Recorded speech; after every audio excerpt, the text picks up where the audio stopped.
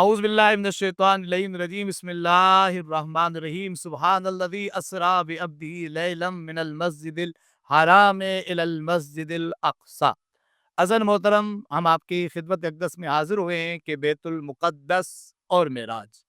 تمام مسلمانوں کا اس بات پہ عقیدہ ہے کہ وہ ذات جسے نبی مکرم محمد مصطفیٰ احمد مجتبیٰ صلی اللہ علیہ وآلہ وسلم کہا جاتا ہے، ان کی جب خاص خصائص کی بات ہوتی ہے جو صرف ذات نبی کو میسر ہوئی، ان میں سے ایک معراج ہے۔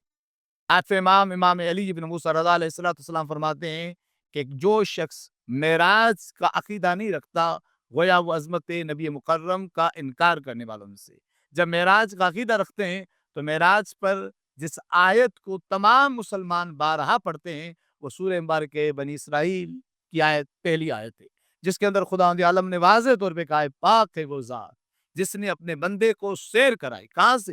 مسجد حرام سے لے کر مسجد اقصی تک، اور یہ سفر ہوتا ہوا سدرۃ المنتہا تک پہنچا، جس کا ذکر سورہ مبارکہ نجم میں کیا گیا۔ تزن محترم، جب مسجد اقصی کی بات کی گئی تو برکت کی بات کی گئی۔ بیت المقدس یاد معراج ہے۔ جب بیت المقدس کا تصور آتا ہے، نام آتا ہے، تو اس کے ساتھ نبی مکرم کی کئی چیزیں جڑی ہوئی ہیں۔ مثلا نبی مکرم نے کئی برس تک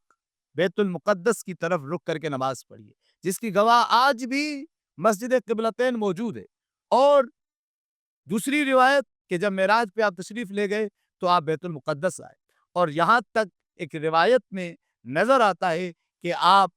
نے فرمایا کہ تیسرے نمبر پر عالم اسلام کے لیے عظمت و جلالت والی مسجد بیت المقدس ہے۔ پہلے نمبر پر بیت اللہ، دوسرے نمبر پر مسجد نبوی، اور تیسرے نمبر پر بیت المقدس کو اہمیت حاصل ہے۔ اس یاد معراج، اس یاد قرآن مجید کے اندر جس کو برکت والی جگہ کہا گیا، اور یاد رکھیں جو شخص بھی اپنے آپ کو بیت المقدس کے ساتھ جوڑتا ہے خدا عالم کی برکت اس کے شامل حال ہوتی ہے، چاہے وہ مقاومت کسی بھی جگہ سے اٹھے، کسی بھی شہر سے اٹھے۔ آپ دیکھ رہے ہیں کہ جب ظالم نے ظلم کا آغاز کیا تو وہ سمجھتا تھا جب کہ ہم چند برس میں ان لوگوں کو ختم کر دیں گے اور ہم اپنی جیت کا اعلان کر دیں گے، لیکن یہ بیت المقدس کی برکت ہے کہ شہداء جاتے رہے